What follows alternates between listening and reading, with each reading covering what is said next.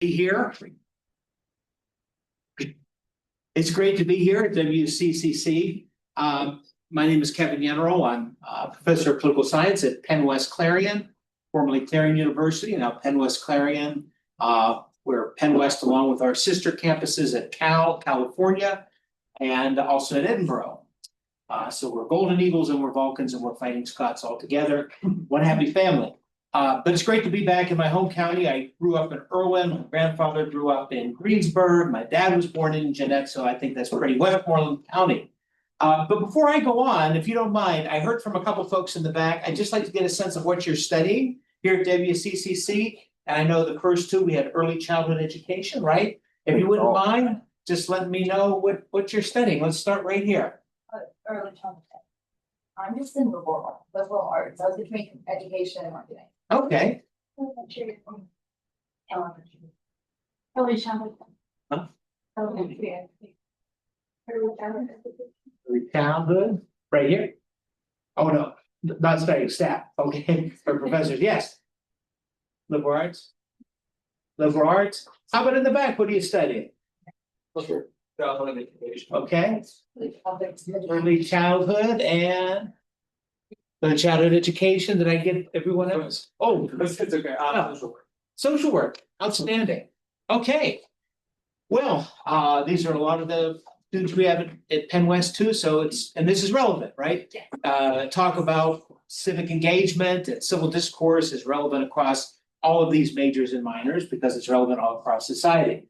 I did want to mention one thing before I start, and that is the last time I was here, it's been around 30 years. My dad was briefly the director of senior community service projects in the late 70s here as part of the National Council on the Aging. So it's also good to be back where my dad was briefly at that time.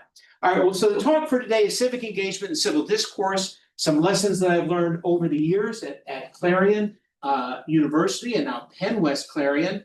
And I'm going to talk about some insights on combating misinformation and apathy, also disinformation. We'll talk a bit about the difference between misinformation and disinformation in a minute, and some tools, however imperfect they are, some tools to foster critical thinking and productive political engagement. Americans are actually fairly engaged politically. That doesn't mean we vote at great levels. We're near the bottom quadrant of industrialized democracies in terms of voter turnout. Although the last few election cycles, we've seen higher turnout. We're fairly productive we're pretty active in terms of political engagement, but we're not always productive, meaning that we can spend time using sources and going down rabbit holes that are not really accurate or peer-reviewed or that delve into misinformation, disinformation, and conspiracy. So a few fundamental points about the myriad challenges to civic engagement and civil discourse. Civic engagement, I'm not going to give you sort of the boilerplate, boring definition you can find online, but basically we're talking about being involved in your community and institutions that are in your community. They might be political, they might be philanthropic, they might be secular, they might be religious, they might deal with charitable organizations, service. What are you doing to engage in your town, in your community, whether it's through the political process, or charity, or philanthropic, or volunteerism, and the like? And civil discourse. Civil discourse, how can we have discussions that don't delve into fistfights, at all caps name calling, even as we disagree, because disagreement is perfectly normal. It's perfectly organic. It's natural. There's nothing wrong with that. But how do we engage in a constructive way, even though we bring to the table our vastly different political views, religious views, and our different socialization? We have very different socio-political backgrounds. First of all, our perilous present, highlighted because it is perilous. We have, in theory, more information than ever at our fingertips with these. We walk around with computers we call phones, right? And in theory, we have more information than ever before. Certainly more than my 1974 World Book encyclopedias that I was weaned on, and I'm very grateful for that. And yet, we're not better informed. We aren't. We have news deserts. This is a bit paradoxical because you say so much information, Google this, Wikipedia that. But news deserts, what I mean here is that we've lost 2,000 newspapers over the last 21 years in this country. as advertising has moved from print to online, and that has left local, regional, and even big city news organizations in great peril. And so one major dilemma we have as a democracy is who's stepping into the breach, or what is stepping into the breach as we lose those vital resources for news, covering Main Street and your schools and school board and business, commerce, science, technology, obituaries, knowing what's happening in your community. Unproductive participation, which I mentioned earlier, where people believe they're engaged and they spend a lot of time online, but it's not necessarily giving them accurate, meaningful, peer-reviewed information. Misinformation and disinformation. Now, can anyone tell me, does anyone know the difference between mis and dis? Okay, right down here. I might get them mixed up, but mis is just a factual information with no harmful intent, whereas disinformation is false information with harmful intent. Absolutely. Absolutely. It's all about intent. So misinformation, you hear something from your dad or your mom or a friend or your pastor or your rabbi or the person down the street or a person on high school and social media you haven't seen in 30 years. Anyway, you get this information and you pass it along. Turns out it's not accurate. Okay? But you don't know that, and your intent is not to deceive, and your intent is not to lie. It's something you heard. And if it's from someone you trust or that's an authority figure, you probably figure, okay, it must be true. So misinformation is passing along inaccurate or inaccurate information, false information, but you don't know it. Disinformation is intentional. You know that it's false. You know the data are not accurate. You know the truth, and yet you are deliberately sending it out there. And both are, of course, problems in the country, but one gets to intent and one does not deal with intent. So you combine all of this and many other things I don't have time to opine about here today, and it means we're in a problematic spot here in the US, and for that matter, across the globe. So you add all of this up, and that creates obstacles for citizens to engage productively in our political processes, because we need informed voters to make thoughtful voting decisions. Because that deals with budgets. Budgets are moral documents. Where do you want your money spent, right? Whether it's in your local borough and your mayor and your council system, or your county commissioners or your county executives in Allegheny County, or your governors, your state senators, your state reps, and on down the line. And part of this, again, gets back to disappearing local newspapers. When I grew up, and I won't give you all the song and dance of what used to be, but there were many newspapers, many. All right. And most of them have all gone the way of the Abacus right now, or that Atari 2600 I had in 1981. Okay. Although it's vintage now, it's coming back and it's hip. Let's bring back news. Wouldn't that be hip, right? But I want to start this with a piece from the PBS NewsHour with Margaret Sullivan. A short book, only about 80 pages, 85 pages, I would recommend, called Ghosting the News. And it's all about the disappearing of local news and why that is a problem for democracy. So I'm going to go to that now. Now, there very well may be here a 30-minute ad, but we're going to go into the ad. There we go. But then we'll go right into why the withering of local news landscapes is dangerous for democracy. And the book is Ghosting the News by Margaret Sullivan. In 2000, American newspapers have closed since 2004. And now, amid the global pandemic, local news is again struggling to keep the presses running.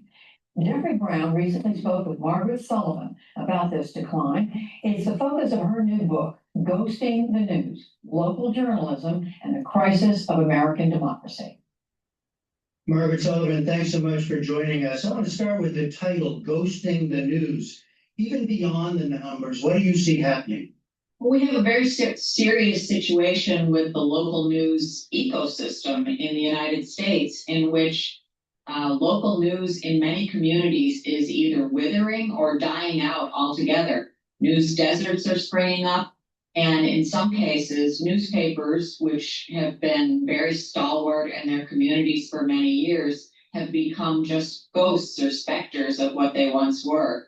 And citizens are not being well served in those communities by local news outlets anymore.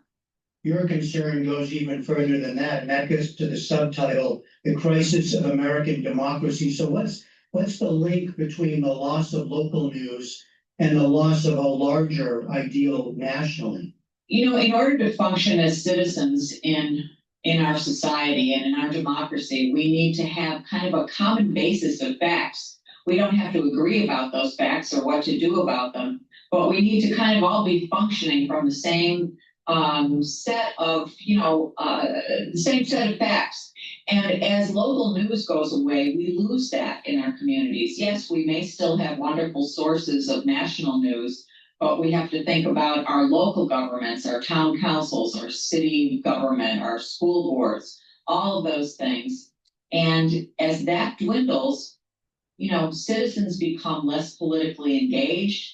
They become more tribal in the way they vote, and all kinds of things happen that are not really good for a functioning democracy. We're at a time where, you mentioned facts, we're in a time where facts themselves are questioned, right? Where the whole ideal of objective reporting is questioned. Can you give me an example of what you think is being lost when we lose the local journalism? Yes, in some ways it's challenging to describe it because when we don't have reporting taking place, it's that expression, you don't know what you don't know.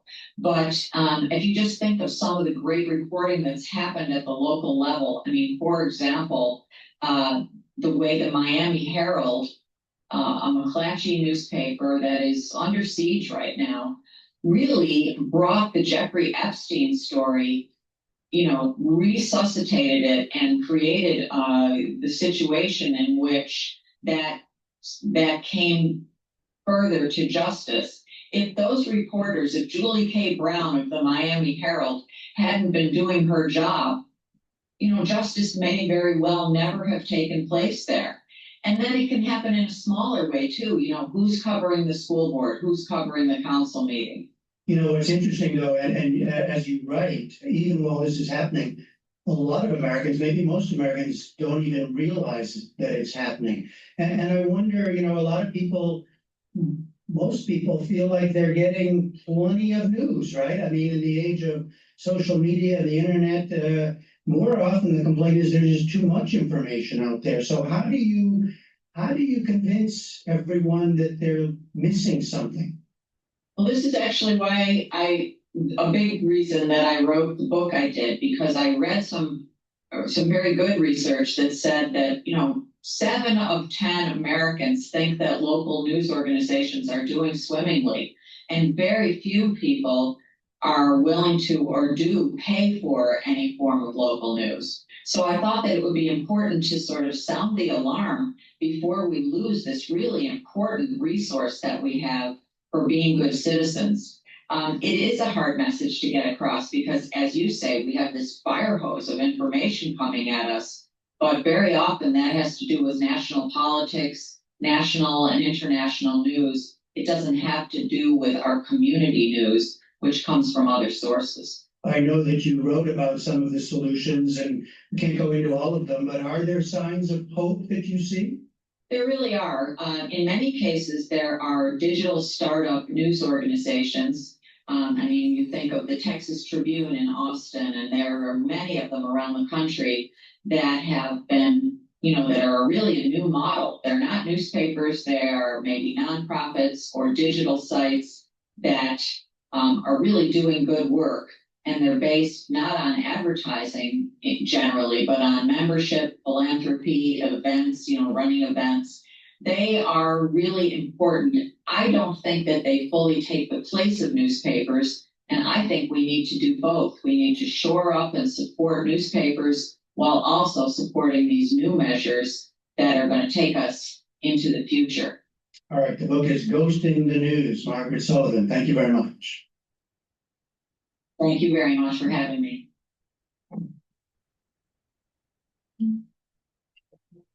Now think about this for a minute. Newspaper employment in the US fell more than 50%. Now substitute doctors, nurses, right? Imagine the crisis. Well, not imagine, okay? And yet that is what has happened to our news ecosystem. So this is a problem. That is the backdrop. There's really, you cannot talk about our ongoing crisis with regard to civic engagement and civil discourse without understanding what is happening in the lifeblood of our democracy, which is the decline of news.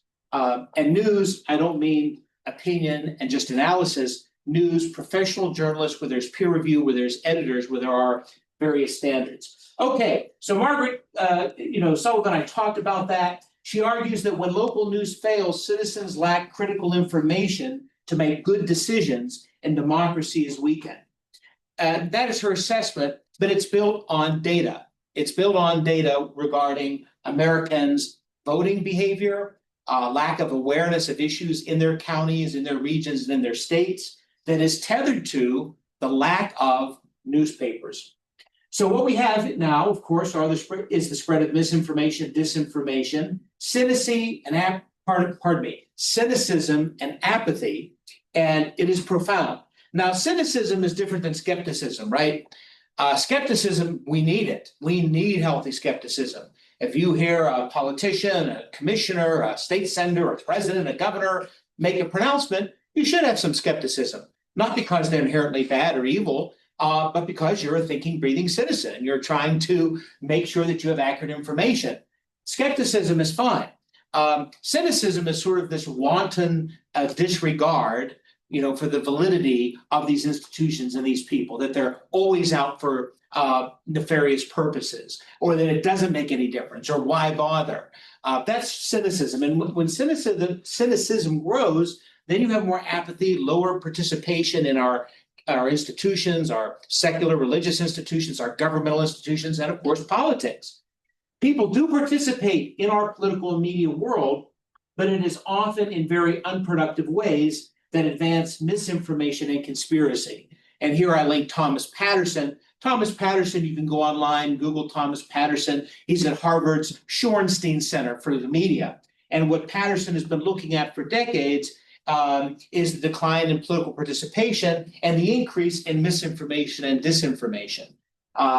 And a number of his publications deal with that. The lack of trust in most major institutions is a long-term trend and getting worse. And what I would just accent again regarding Patterson is, it's not that Americans don't engage politically, we do. And of course, one positive is we have seen voter turnout increase the last several cycles. And because over the last 50 years, we're near the bottom in the lower fourth quadrant of all major industrialized democracies. So of course, my bias in political science, American government, parties, and elections is more participation, okay? Absolutely. But Americans are engaged, but they're getting in their silos, their podcasts, their YouTube channels, conspiracy, rabbit holes. I know a lot of folks look at it as red pilling, right, to use a matrix term, but you may not be getting the truth. You may be getting the rantings, perhaps completely unmoored from reality, of people that are trying to sell supplements. All right, I'm sure you've heard of Alex Jones, right? That's a very significant example of massive misinformation and disinformation, but it exists in many ripples across the ocean of information. Okay, so it's not productive if you're going down these rabbit holes. Yes, question. Yeah, it's a really important thing, I think, but I don't know if everybody here, can you just real quick tell folks what peer review is, so everybody knows what you're talking about? Absolutely. Sorry for the academic speak here. No, it is, absolutely. So if there's a peer-reviewed newspaper, as opposed to just having a blog where you put something up, it has to go through an editorial process.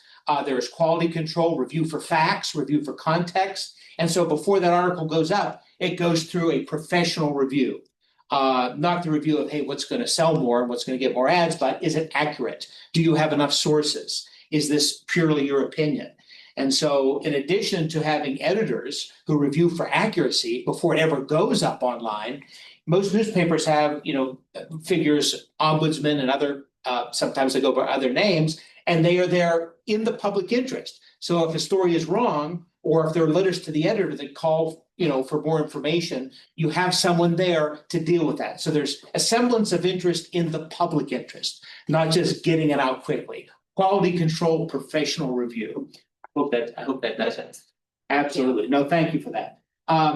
And so at any rate, back on this other point, lack of trust, it's not new. Since Vietnam and Watergate, we've seen this across the board, Americans losing level of trust in our major institutions. But it's not just politics. It's not even just media. It's business. All right. It's religion. Pretty much the military is one of the only institutions that has not seen a precipitous drop in level of trust. And that's across the board politically. It's not just Democrats, not just Republicans, not just libertarians, not just socialists. That's a problem. If you come to the table never trusting an institution to begin with, or trusting a party or a person to begin with, you're less likely to participate or think it matters that you put in the time to learn and read and participate. So that is very real, and it's not getting better. It didn't happen overnight. We're not going to get out of this overnight, but that's sort of the macro cloud hanging over our system. Okay, news consumption across platforms. That link from Pew goes into where Americans get their news, how we get our news. A large majority of US adults say they at least get news from a smartphone, computer, or tablet, including 57% who say they do so often. These figures are almost identical to the share who got news from digital devices in 2023. So the point is quite obvious, and it's very something I'm sure, but we're getting our news from here. Well, but the news from here is from where, right? So I'll often ask students, where do you get your news? What are your sources? What are your newspapers? What are your journals? What are your magazines? They'll say Twitter, X, Instagram, or the gram, TikTok. But when they say Twitter or Facebook or X, that's not a source. That's merely a social media company that aggregates a whole bunch of stuff. Are you getting it from the New York Times, the Wall Street Journal, Trib Live, Post Gazette, USA Today, and so forth? And so Americans go to our phones and our devices, but we often don't know the actual source. And is it professional? Does it have peer review? So some obstacles to literacy and critical thinking. This is not the be-all end-all. There are many more than this, but just a few. Deep fakes and AI. Deep fakes will only get worse and worse and worse. And Americans may not be able to differentiate between AI and reality. Our two largest political coalitions, the Democratic Party coalition and the Republican Party coalition, they get their news and opinion from largely or entirely different sources. And they exist in two vastly different media political ecosystems. One of these coalitions is more narrow than the other. This isn't saying one group is angelic and the other group is demonic, not at all, but it just is a reality that the center-right, the right coalition tends to get their news from a very narrow set of sources, and the center-left and left, aka liberal or Democratic Party, get their news from a much broader spectrum of sources. And this has also grown more calcified over the last few years. And so that has consequences. If you're only trusting certain sources and you're limiting where you get your news, that's certainly going to have an impact on what you think about institutions and budgets and candidates and facts and so forth. Dearth of local news, the dearth of professional journalists, newspapers, and media organizations that provide reliable, accurate, peer-reviewed reporting and expertise exacerbates these issues and can have deleterious consequences for the body politic, such as one impact here, a lack of knowledge of basic facts. Look, you're going to come to different views about the role of government, taxes, immigration, abortion, perfectly natural. But you have to have a baseline of facts that support your view on issue X, Y, or Z. But if you don't have a baseline of facts to inform your different ideologies, which basically means your view about the purpose and scope of government, that is enormously problematic because you're building your foundation on sand. You're building your foundation on inaccurate information. So the lack of knowledge of basic facts, community affairs, legislative and policy successes and failures, indictments, budgets, the economy, taxes, international aid, the mechanics of local, state, and federal government. I know, Professor, right? You know about this. That's all impacted when we have this lack of knowledge. So some lessons from Penn West Clarion. I don't pretend that I have the answers. I don't. But here are some lessons I've learned over the years trying to combat these foundational problems, which are very real. So some tools to combat misinformation, disinformation, apathy, and to foster critical thinking and productive political engagement, meaning engagement that will help you make a difference in your community, that will help you make a difference, a concrete difference in the political system, rather than going down these various conspiracy universes on the web, which are very easy to get caught up in. One tool is experiential learning. Experiential learning. Think internships. Think immersive seminars where you go to a city or a town, or you engage in a profession, education or nursing, or whatever the case is, for a week or 10 days or a couple of weeks. And that experiential learning is supported with data, with news, with essays, with interactions, with real world experience. So experiential learning is very important. This direct engagement in the political system to bridge the gap between theory and practice, to enhance your political literacy, to foster civic engagement and civil discourse. Missing it either. Sorry about that. So in my world of political science, getting students internships with law firms, county commissioners, state representatives, state senators, issue advocacy groups, maybe a labor union, maybe the Chamber of Commerce, an anti-abortion group, a group that believes in abortion rights. Whatever the case may be, getting them engaged in an issue advocacy organization, in local government, in a law firm, in a campaign, so they can see how it works in reality. Bridge theory and practice. Maybe you have preconceived notion about a profession or about an official or about an office, but then you get engaged in it for a week or 2 weeks or a few months, and you can come out of that with a more educated perspective. You may come out of that experience and you might think, I don't want to do that. I thought I wanted to do this as a career. Now I don't want to do it. Or you may come out of it thinking, wow, I've really made connections. I've networked for future internships and future jobs. And I know exactly what I want to do. So it's good in both of those, senses. This can take the form of a seminar, maybe 3 to 7 days in DC or Harrisburg or Philly or Erie or Greensburg, county seats, state capitals, or DC. Field work, 1 or 2 weeks, or of course, the ultimate experiential learning, internships. Put students in arenas where they can network, learn, dialogue, and build interpersonal skills. Look, we all went through the pandemic. We also know how much is online and Zoom and email and chat rooms, but there's still human to human contact. And having those interpersonal skills and being able also to change gears when you have challenges, that is something that often can only be taught by experiencing it in person. Provide context and content through newspaper subscriptions. So one thing I do is I require a newspaper subscription. Sometimes it's the New York Times, sometimes it's the Washington Post. But the idea being you are getting regular information from people who cover issues on a daily basis. They're steeped in expertise in foreign affairs, or Gaza, or commerce, or science and technology, or immigration, right? And so, or if your local paper, maybe the school budget, maybe the school district, right? Maybe education in general. Post-Cassette used to have somebody, Bill Shackner, in the Trib, and he recently retired. But his beat was education. Yes. I'm going to interrupt your flow just for a second. Yeah. Those newspaper titles are very neutral and look nonpartisan. But there's a long tradition of local newspapers that are very partisan. Sure. The Tribune Democrat, Yes, in Johnstown, the Republican in the Yeah. Mon Valley. Can you address a little bit about the history of that and how that Yeah. came to be? sure. I mean, look, newspapers have owners, and they have editors, and they have opinion pages. So one thing, another reason why I like to have students having a newspaper subscription is to differentiate between your beat reporting, right? Analysis, which combines fact and making sense of it and sort of synthesizing, and then opinion and op-ed, which is not regular reporting. And the editorial page and the op-eds and the columns, they're going to delve into opinion, and that's where the ideological underpinnings of that paper will be most manifest, right? So you'll find maybe moderate Republicans historically, and Post-Gazette, or the Skate family and the Trib, much more conservative. Wall Street Journal, conservative. New York Times, liberal. Washington Post, formerly liberal, now more, I guess, libertarian leaning because of Jeff Bezos. He says we're going to focus on freedom, liberty, and so forth.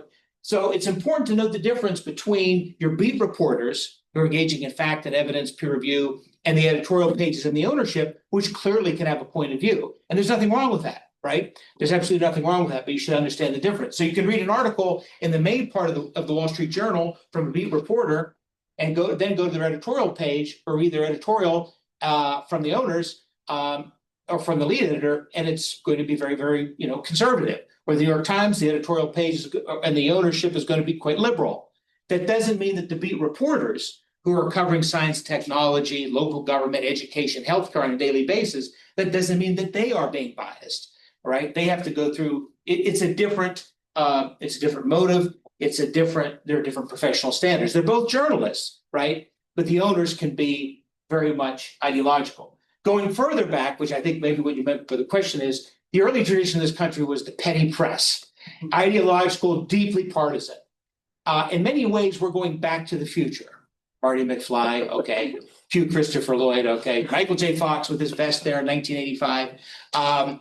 We're in many ways going back to that with the universe of cable news, Fox, MSNBC, and a variety of papers that say, hey, look, this is what we are and we're proud of it and we want you to know it, where they were explicitly political. So the early part of our republic, it was a very partisan penny press. It really was the 20th century where we got into the mode of professional journalism as a degree with different standards than just, hey, I'm the Democratic paper, I'm the Republican paper. And we won't go down the rabbit hole of my parties class. The parties have changed dramatically, right? Democratic and Republican mean very different things now. They have different coalitions, but yes. So understand the differences between the different papers, their ownership, their ideological bent, absolutely. Know what their motive is. Does that paper exist to merely trumpet a candidate or a person or an ideology? Or does that newspaper exist to provide information and expertise that people need in the main part of the paper, but then engages in opinion as papers do in the back part with editorials? Does that make sense? But yes, absolutely. I mean, when I grew up here many, many moons ago, of course, the Trib was conservative, and then you had the Standard Observer, and you had the McKeesport Daily News, and you had all of that. In Pittsburgh, you had the Post-Gazette, plus the Pittsburgh Press, the Pittsburgh Courier, the historically Black paper in Pittsburgh. But in many cases, cities have one paper now. Towns may have one or none. But yes, you should look into what is the ideological background of the ownership and which way does their editorial page lean. Ad Fontes Media is a wonderful site for understanding which sites, which news sources tend to be more liberal, conservative, centrist, or maybe more libertarian on the right, or going off on the socialist end on the left. But some of the newspapers we read in my classes are not limited to these, but the Times, the Post, Wall Street Journal, Philadelphia Inquirer, regardless of their editorial pages and their ownership, which of course have political leanings, absolutely they do.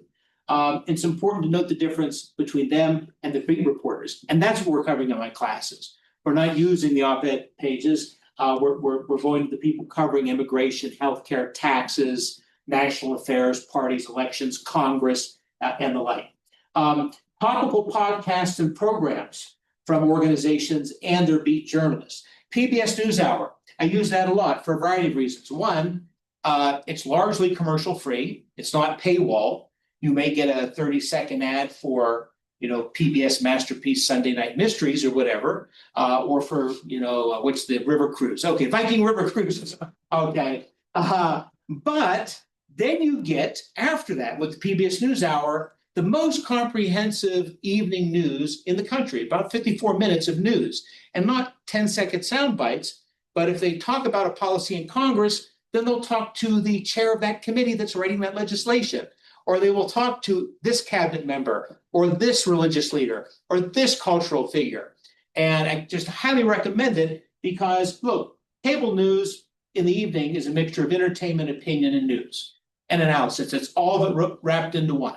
So I can understand why your heads may swim after you're at the 7 p.m. to 11 p.m. on MSNBC or Fox. And not that they're the same, but yes, they have their different political leanings, absolutely, and it's explicit.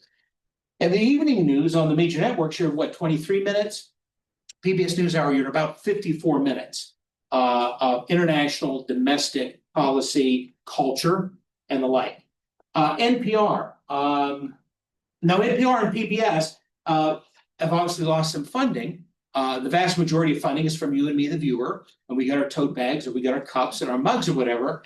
But, all things, joking aside, WQED in Pittsburgh, which is the local affiliate here of PBS, lost about 11% of its funding.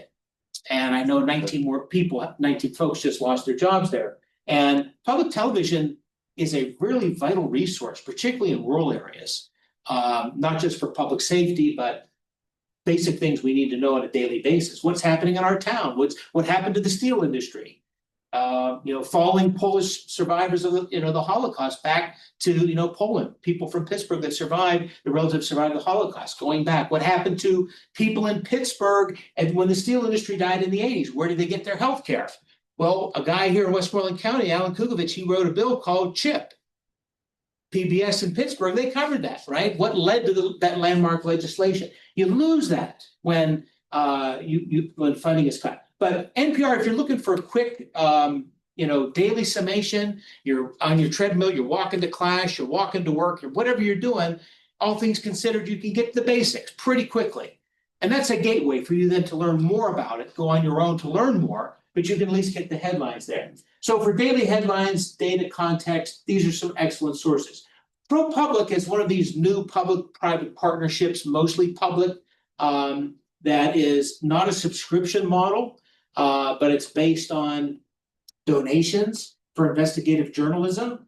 And that's what some communities are moving toward. Youngstown lost the Leader Vindicator, and there's sort of a public-private partnership that's trying to pick up the slack. Probably not nearly as well as the regular paper would have done. But basically, what is happening to fill in the news deserts? Who is stepping and what is stepping into the breach to give us information we need? And I don't just mean that Travis Kelce got engaged to Taylor Swift. That's a big deal, I know. But, but we also need to know what happened to our local Main Street businesses and what is the millage in your school district, and do we have to end our AP government class, or do we have to end our after school programs, and do we have to cut our senior programs? What are we doing? What's happening to all these other services in our town? So Pew Research Center, I won't read all of this. This is a great place to find out for free. You don't need a subscription. Pew Research Center is this wonderful database of Americans and how they view a wide range of things. It's survey data on our media habits, our religious habits, our political habits. What do we think about X, Y, or Z? Where do we get our information? What do we think about race? What do we think about immigration? Is it changing? Is it static? This is a wonderful resource to understand where we are as a country. Socio-political attitudes, our affiliations, how are we changing? How are we staying the same? Where are we getting our information? Fact-checking. There's some depressing data on fact-checking, which I have to acknowledge does seem to indicate it doesn't matter as much as political science professors may like, but we have to do it. You have to do it. Doesn't mean you're going to change your political outlook or who you vote for, but with all of the pronouncements from various leaders, we want to know, is it rooted in reality? Is it evidence-based?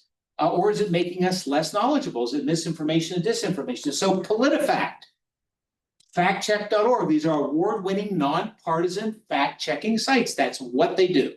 So if President Biden comes out and says this about immigration, if President Trump says this about immigration, or President Trump says this about the price of gas or healthcare, is it true? Is it partially true? Is it wildly misleading? Is it off the charts, Pinocchio style, pants on fire fall?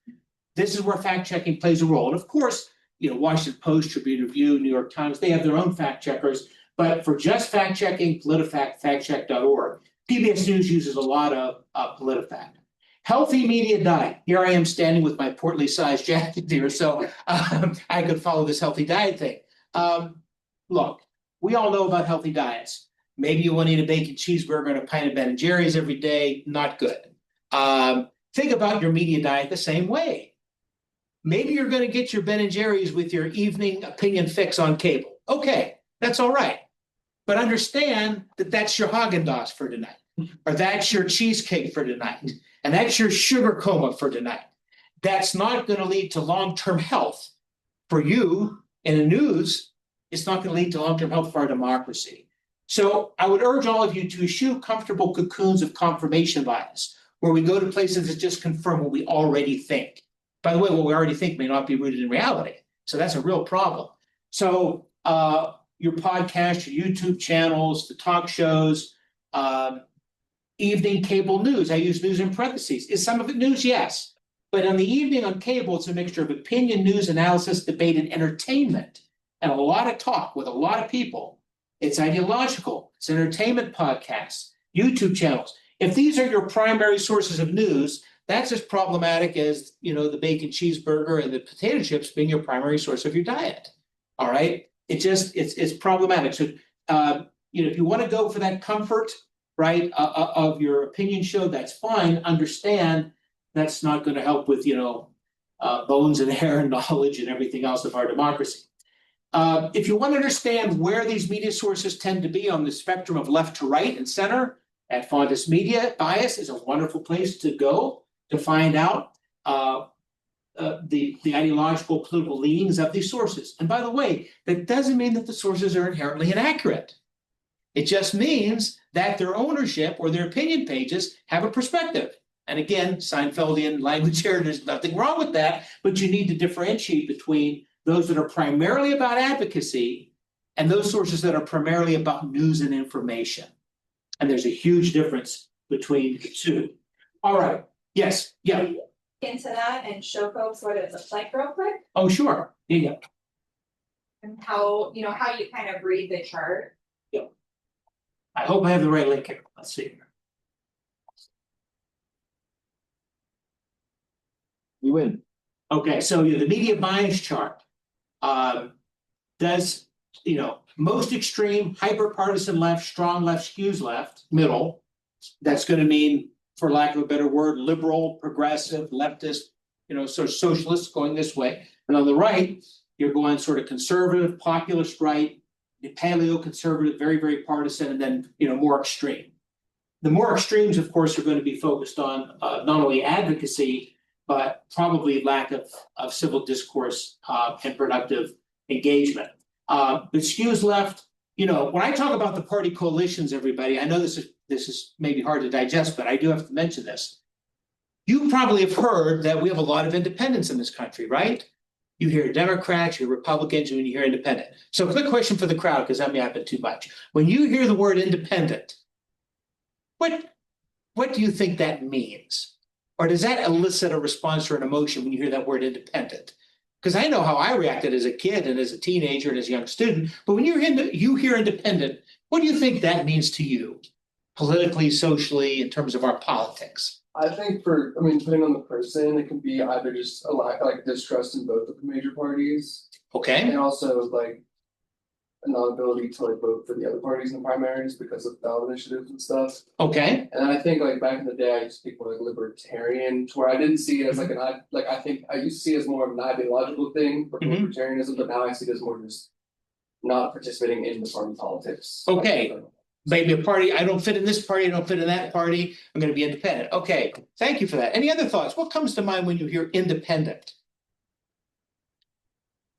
Yes, no, liberal, conservative? I mean, so it depends on kind of where you're at, right? Yeah. So like in Pennsylvania, like if you're independent, then it means you can't vote in the primaries for either of the major parties. Right. But in other states, like you could, and so you don't have to commit, right? You could be a non-committal person who has strong views. Right. For independent, I've kind of personally got like a cynical view on it, which is like, these people think they know what's up, but they're, fundamentally wrong about that. Yeah, that's right. Wait a second.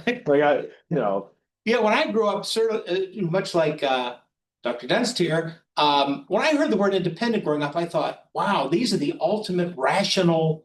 They can't be swayed by emotion. They know a lot. They got the snifter of brandy, the tweed jacket. You have all these sort of slobs that are just persuaded by liberals and conservatives and independents. They're back. They're seeing the forest through the trees. And what we know in political science is that's not true, right? Independent, you could be left of Karl Marx and to the right of Attila the Hun and be independent.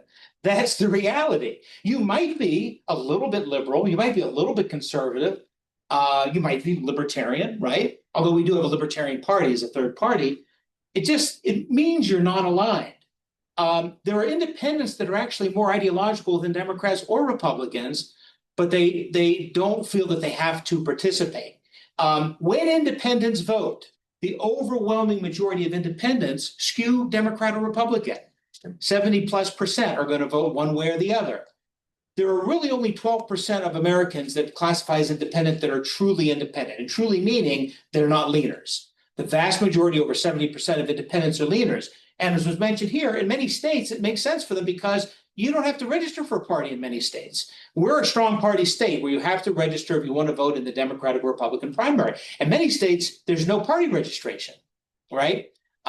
So independent, does not mean moderate. Many Americans use it interchangeably. You might be very moderate and be an independent. You might be way off to the right or left. I mean, way, out there. So the reason I mention that is, don't think of independent as in the middle. Independents can be in the middle, the left, right, and off in outer space somewhere. I mean, they could be all over. They could be brilliant and discerning, and they could know very little. Of the independents that are not leaners, they tend to be among the least knowledgeable in terms of ideology, politics, and information. And that's not me being a smart aleck. That's not me trying to say that they're horrible people. They may be wonderful people. It just means that if you're Donald Trump or Joe Biden or Kamala Harris or whoever's running next time, if you're putting your eggs in the basket of that 12%, that's problematic because they tend to be folks that float in and out of participation and don't tend to know as much about what the parties stand for. But when you're looking at this, everybody, when you see the middle, don't think independent, but do think more moderate. Left, think liberal, progressive, and then leftist, socialist way off on that end. On right, you're looking at conservative, very conservative, sort of populist, paleo-conservative, and then perhaps quite libertarian, which is going off on the right. And so you're going to see these various sites that tend to skew more towards the center and moderation, or go off on the liberal coalition, or go off on the right on the conservative coalition. And that's why I use the term coalition, not just party, because there's a lot of folks that are really part of the Republican coalition that aren't Republican. There are a lot of folks that are part of the Democratic coalition that aren't registered Democrat, right? They might be green, they might be independent, they may be a lot of things. So I hope this is making sense, but off to the right is going to be more conservative and extremely conservative. Off to the left is going to be more liberal or very, very liberal, or then going into perhaps, more socialist on the left. And you may recognize some of these publications. And so now when you watch or listen or read these publications, understanding, where they skew and also what their dedication is to the facts. So for example, here, Pew Research Center, what do we see here? Pew Research Center is not an ideological advocacy group. It's an aggregation of American survey data, what we think about a whole host of issues. So I urge all of you to check that out, to get a sense of where you're getting information and where it skews more right or left on the political scale. And I'll just finish up with this, and I'll open up to questions because I know I talk too much. One thing I've done over the last 24 years, aside from, of course, the pandemic in 2020, is I try to get students that are engaged in politics and that are Democrats, Republicans, or leaners to get involved with the party conventions. Every 4 years, we have these big parties, and we have these big spectacles called conventions. But it's also where parties do their business of being parties, where they hammer out platforms, which is what they want to do if they gain power. I'll put in my nerdy 2 cents here, everybody. With the exception of the last Republican platform, which is it's not a traditional platform. Or in 2020, the party didn't write one. Parties write platforms about what they're going to do on issue X, Y, or Z, and they actually, by and large, try to do it. They actually, by and large, overwhelmingly try to do what they said they were going to do in those platforms. It doesn't mean they always get it done, because we have this thing called separation of powers, 3 branches. We still have those, I think. Anyway, 3 branches of government, checks and balances. We have the courts, we have the media, we have the bureaucracy. So just because a Republican wants to do this and a Democrat wants to do this, it doesn't mean they're going to get Congress to do it and then sign it into law. But they try. They really do, right? Joe Biden said we're going to have massive increase in jobs programs. We're going to increase child tax credit. We're going to keep abortion rights legal. I'm going to appoint the first Black woman to the Supreme Court. Check. President Trump said, I'm going to cut taxes on businesses. I'm going to appoint judges that will ban abortion. Check, check. Okay? I'm going to get out of the North American Free Trade Agreement, replace it with something very similar, but check. Okay? So you may say the politicians and the parties, blah, blah, blah, blah, blah, they're just all full of this. They actually try to do it. So you should pay attention, however boring those documents might be, of what they say they're going to do. At conventions, this is where parties get together with all their activists, their finance people. It's where they raise money, they get media coverage. they get all their 50 state party organizations together under one roof or in one city. And yes, it's a party, and yes, it's choreographed, and there's all the signs, and there's the music.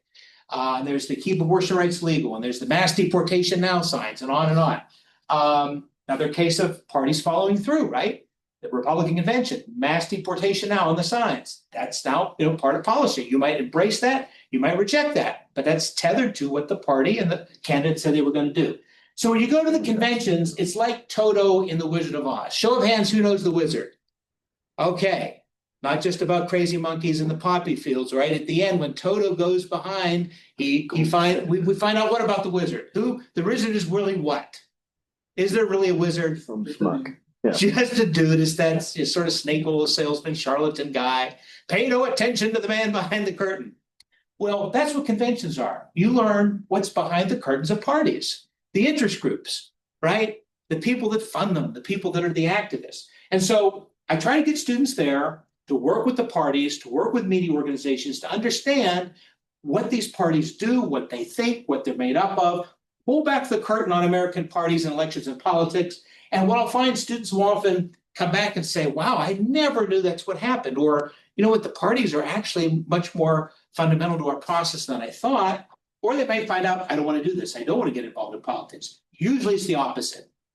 They go to this and they meet people, they network, they gain a whole bunch of perspective on what happens with parties and media and policy and fundraising and the whole 9 yards. And they learn about what parties do, and they make connections for internships, jobs in law school, graduate school, and on and on and on. So I believe in it, and I've been able to do this. I now am working directly with the 2 state parties. I'm very happy that Penn West had 3 students at the RNC in Milwaukee last time. They had 3 at the DNC in Chicago, and my students work directly with the party organizations. And they met all the people that matter, and they were there to see it up close in person, not just in theory, but in practice. So finally, I'll finish with this. I know I said finally before, this time I actually mean it. How do we help push along civil discourse? How do we have difficult conversations? Employ current events, don't avoid them. Newspaper articles, survey data, find out what Americans think, find out where we are, why we think the things we do. Documentaries can be very important, okay? Documentaries, if done well and are fact-based, can provide context, and that could be a gateway drug, and I mean that in a positive sense, for you to then learn more about issue X, Y, or Z. And then use those sources to form a position. Whatever your position is, make sure that it's connected to context and content. Students will then put together a written brief that's connected to the facts and the context that they learn, and then they make a short presentation. They use the sources to inform 2 to 3 questions they have about an issue. And then what do the students do? They then consider what they found most relevant to their lives, to their profession, to their country, to their community, most surprising, most disturbing, or inspiring about the issue. Look, for example, last semester when we looked at President Trump's executive order to end birthright citizenship, which has been, through the 14th Amendment, court cases and laws, pretty much ensconced in American law for about 130 plus 40 years, students came to that from very different angles. Some really wanted to end birthright citizenship. Some had no idea that for the last really 140 years, that's been the law of the land. And so some things surprised them, some things disturbed them, some things inspired them. This is where we try to make sense of that. And so when you're listening to one another provide these oral conversations or participations on the issues of the day, it's also a chance for all of you out there, or in my case, my students, to learn why their neighbors, why their peers think what they think. They may completely disagree with their neighbor, their peer, but now they have a sense of why they have that view. And maybe their neighbor, maybe their student made a point that they never thought of. Maybe it further cements you in your views. Maybe it causes you to challenge your views when you hear from a classmate about why they believe abortion should be banned, or why abortion should be legal, or why we should end birthright citizenship, or why we should end transgender Americans being able to serve in the military. That was another topic we looked at last term. So disagreement is logical, it's organic, but the focus is on shepherding data, evidence, context, and a consideration of our own socialization that informs what we think. So some of the topics we looked at last semester at Clarion, at Penn West Clarion, we looked at abortion politics and policy after the Dobbs Supreme Court decision, which basically sent abortion back to the states. That's Back to the Future. We're now pre-1973, back at this abortion was left to the states. We took a look at this great film I highly recommend, enormously informative, called American Coup, Wilmington, 1898, which deals with a very rare biracial government in 1898 that was toppled by force. I never learned about it in school. I never learned about it in college. I didn't even learn about it until after graduate school. Americans with Disabilities Act, the ADA, landmark legislation. How did it happen? Why did it happen? What does it do? Well, an excellent primer on this is the new film that just came out from PBS American Experience for free called Change, Not Charity, learning about disability rights and social movements that inspire them. Birthright citizenship. We know how controversial and how passionate people are about immigration in this country. Birthright citizenship, President Trump's attempt to end it. The history of the Wong Kim Ark case in 1898. Immigration, deportation, due process. The war on disco, using the framework of music to understand race and class and sexuality and gender. That went over very well, right? President Trump's executive order banning transgender military service. I had a number of service members in class. So that provided a unique perspective as well. And then USAID, President Trump's ending of most of the United States Agency for International Development. What did this organization do? What was its purpose? What was its impact? What happened now that it's been dismantled? Do you agree or disagree with it? And there are more, but these are some of the major ones. So some insights called over the years from both the convention class and also sending students to internships at DC and Harrisburg and Erie and Greensburg and everywhere else.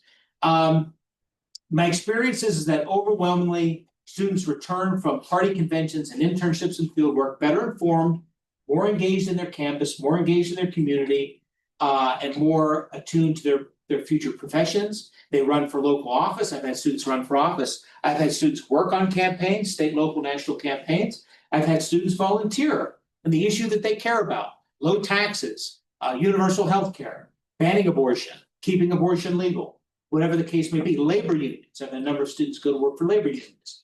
They have an increased awareness of our institutions, Congress, House and Senate, the presidency, the executive branch, the federal courts, an increased awareness of demographics. We're a country that's in flux, right? Having a better sense of how our country is changing in terms of demographics, and an increased awareness of what influences us. The fact that I'm here at WCCC today as a political science professor, it's not by accident. It's because of my socialization. So it's things that I experienced as a kid. What if my grandparents didn't hold my hand and take me to vote with them? What if my dad wasn't a judge of elections at the local polling place? My grandpa took me handing out literature in 1980 when I was 8 years old. And of course, I knew everything. No, I'm just joking. But I knew this is my grandpa, and I should care about this, right? Even before I learned about the parties and what they stand for. So finally, have an increased confidence to contribute to political institutions and the political system, because we need all hands, all hearts, all minds on deck. With your left, right, center, far left, far right, the key is to be informed, to be engaged, and to be engaged productively so that we have a democracy that functions as best as it possibly can. So I'll finish with this, and this I mean finish. Onward to questions and conversation. Questions or conversations about what I've covered. I hopefully didn't put you to sleep. Yes. So when you talk about institutional trust, something I've been noticing recently is there's like this like purposeful cognitive dissonance I have to hold of like, let's say like not even like party level, like process level, like the Senate, like how the disparity of apportionment stuff in the Senate, and the fact that like that's not an accurate representation. But at the same time, like it's so hard to be like, well, they need to do their oversight committee while also arguing that it's a fundamentally broken institution, and same with the electoral college or everything having to do with voting and apportionment. Like, how do you navigate that conversation of these aren't good and we can fix them, but we shouldn't just destroy them? Where some of these foundations, like the electoral college, was designed to disenfranchise people. Like, how do you like balance that? First thing is you try to tell the truth as much as you can based on fact. And by truth, I don't mean you should be a Republican, you should be a Democrat. By truth, I mean, hey, here's why we have the electoral college, right? Southern states were really worried, and they were going to lose their slave power. That was a fundamental reason. There was also fear of direct democracy and mob rule. But we have it for a reason. It's wildly imperfect. So we have this thing. What should we do about it, right?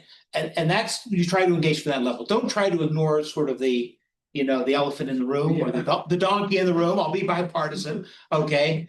And then to try to have an honest conversation about our imperfections. Yeah. We're not perfect as people, as a country, as a system, and yet we try to strive towards certain values. So I think the essence of your question is, if you believe that there are fundamental flaws in our institutions, how do you get the next generation to say we should still work to make them better, not give up on them? Yeah. Is that fair enough? Yeah.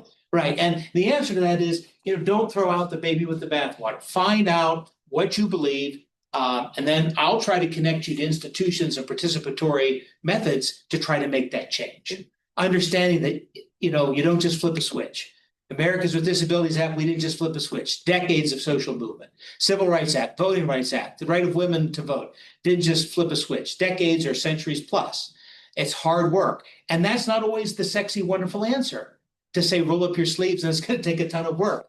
But that is, in most cases, the answer. Unless you have a lot of money and power, then it's different. But if you don't, it takes a lot of work. In some cases, luck.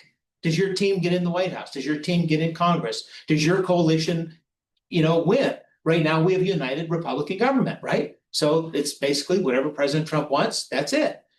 President Biden for 2 years, President Biden had an all Democratic government. So it's like, act now and get your Democratic stuff done, because you know what? In a couple of years, you're probably not.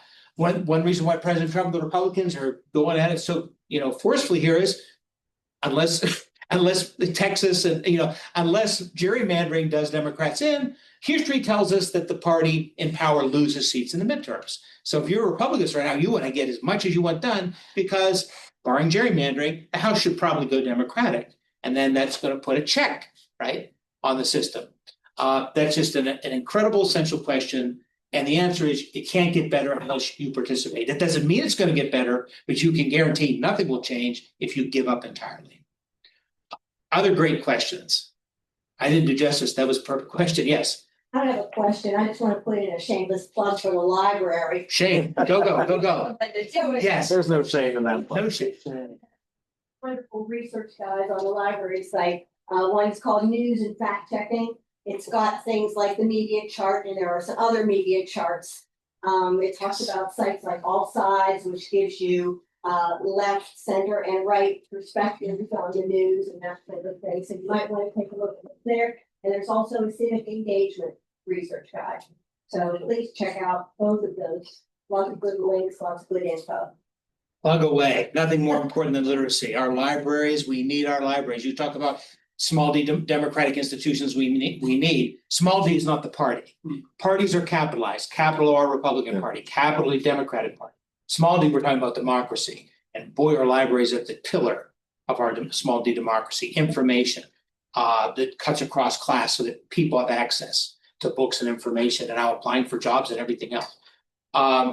Questions, comments, anything at all? Yeah. Yeah, I know there's not too much time, but this kind of dovetails off what Joe was saying about trust, right? So like you talked a lot about journalism and the sort of changes in the sea changes in journalism. We start off with like part of the purpose of the First Amendment, the freedom of press, was so that we could, distort the media to our interests, right? Mm-hmm. And we had this very sort of fractured media environment that somehow, as you said, in the 20th century, really, we were able to sort of coalesce behind Walter Cronkite and, listen to what he had to say and believe that it was the truth. Sure. So that happened once, right? Yeah. And so now we've sort of refractured, the media environment, the, journalism environment. Everybody's getting their information from whatever the algorithm feeds to them directly. Yeah. How do we get back to Walter Cronkite? Is that even a thing we should try to do? Like, yeah, the democratization of information may be a good thing, right? Yeah, no, you're exactly right. There's tremendous good and there's tremendous, hellscape dimensions of it, right? Because you're fragmented to an extent that people, not only the information silos, but people may not know where to go to get facts and context, as opposed to feeling validated by getting their left wing or their right wing or their libertarian or their socialist viewpoint. And, the good part about Cronkite and Edward R. Murrow and You know, when I grew up, it was 3 channels, and if I hit the side of the television, I got, you know, QED, and I got the McNeil News Hour, and I grew up with the electric company and Mr. Rogers and Sesame Street. But the good part about that, even though it was limited to basically 4 channels, you had some serious gatekeepers. You had the peer You review. said that was the good part about it. One good thing, yeah, you had gatekeepers, so it wasn't just people spouting, putting whatever they wanted up. The downside is there are Americans, particularly from the right, who would say, yeah, but those were flawed gatekeepers coming from the left liberal establishment. And so from William F. Buckley onward over the last 60 plus years, they've been saying, we got to fight against that because that establishment is inherently biased to the left. Where we are now is, it's the wild, wild west. It is the Deadwood, South Dakota of media information, maybe minus the swearing of, you know, the Deadwood reference from HBO. Okay, but at any rate, it is literally the Wild West. So you go from maybe something that was imperfect to few gatekeepers to now zero gatekeepers. But there has to be standards. And so that's where the media chart, and that's where understanding what is advocacy versus what is fact-based journalism. And so if you go, you know, we're going back to the future, to the penny partisan press, but it's just so many fractured views, right? And so, yeah, it was problematic to have so few gatekeepers, but I would argue the bigger problem right now is total lack of gatekeepers and people not knowing how to be productive. You know, you don't want, one of the things I work against is trying to be judgmental about, well, don't you know that this is, you know, Fox opinion time or MSNBC opinion time, or don't you know that this YouTuber and this person on the billboard that I see every day, Pool, what's his name? These are not people rooted in journalistic values. These are people rooted in selling supplements, selling ads, and clickbait. The biggest media bias historically over the last half century plus is not liberal or conservative, it's conflict. If it bleeds, it leads, and if it smashes, it sells. That is the biggest bias, not ideological left-right. And you may say, well, Doctor, you know, that's nuts. I go online and I see everything left and right. Yeah, of course, it's out there, no doubt, because of the lack of gatekeeping. But, you know, in addition to conflict, it's also sensational. What is sensational, what's conflict driven, and then you're going to get all these, you know, clicks, you know, all these dings on your phone. If something works right, you're not going to get a ding on the phone. School district passes budget without tax increase. Social studies teacher hired at Hempfield. I mean, those are not going to be, I wish those were, you know, headlines, but, you know, it's going to be this person says this, and this is a smackdown, and someone said this. And it's really hard to sort through if you don't come to the table knowing where you can get reliable peer-reviewed information. So the answer is just working as hard as you can, as diligent as you can, to get information that is based in fact, context, journalistic ethics, as opposed to just advocacy and capitalism. And I'm not anti-capitalist, but I'm saying a lot of this is just selling stuff, right? That's an imperfect answer. I hope that made sense. Good. It calls upon all of us to be better, to do better. It calls on all of us to do better. All right. Oh, do we got another one? I was gonna say, do you have a good succinct response to the unpolitically or uninformed person in general, but I just don't have time for that. And for some people it is like you're working 3 jobs, you got 3 kids, don't worry about it. But like for a lot of people, it's like, how do you do that in like a non-patronizing way? That's a great question. I would say, you know, do you like healthcare? Do you like roads and bridges? Would you like to? We have to leave. We have to go to another class, but I don't want to disrupt all of you. Thank you so much. This was really good. Thanks for coming. Thank you. Thanks for coming. I hope I didn't bore you. Oh, it was really good. Yeah, 145 is the thank you. Class. That's why I was like, are we done? Make it real for them. Make it brass tacks. Meet them where they are. I know that sounds like a cliche, but your healthcare, your education, your roads and bridges, your potholes, you're being able to not get sick and die. That's all government. That's politics. That's government. They make decisions about all of that. And so even if it's from a purely utilitarian or selfish, you know, kind of view, you should care. And if you don't, look, if you're not at the table, you're on the menu. Okay. I work at the local shelter, and I don't get into political, like a professional there. I also don't let like lies slide. Like if someone says something, like, wait a second, like I won't hold on for anything. Just like if you're telling me, it's like, no, that's not true. Right. And I'll do it in a nice short way, but But it's just like it's almost like it's not their fault. Like it's kind of infuriating on a personal level of just like you have Yes. what you're talking about, and you're talking in the kitchen with all the other people, and it's just like Right.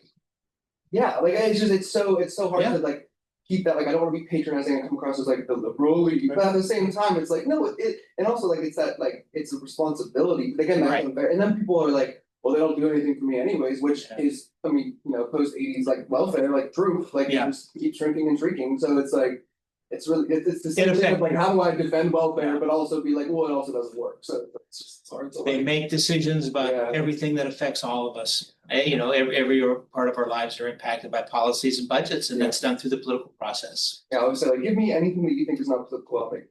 Yeah, yeah, well, that's Like, true. It's That's true. Political shouldn't be, Not yeah, even like divisive political, just like Right. like it's political is budgets, Yeah. yeah. And how many teachers you have or don't have, that's political. Budgets are values. Yeah, it's a Absolutely. value. Bingo. Bingo. So more politics, not less, Yeah, but productive, not just shouting in all caps. yeah. I went through my angry. Thanks for having All me. right. Thank you so much. Thank you, Dr. Yenerall. Take care, everybody. Thanks for doing this. It was great. I think it was pretty productive. I Sorry, got I a said bunch of finally 16. questions. Okay. Yeah. I've done that. No, you're I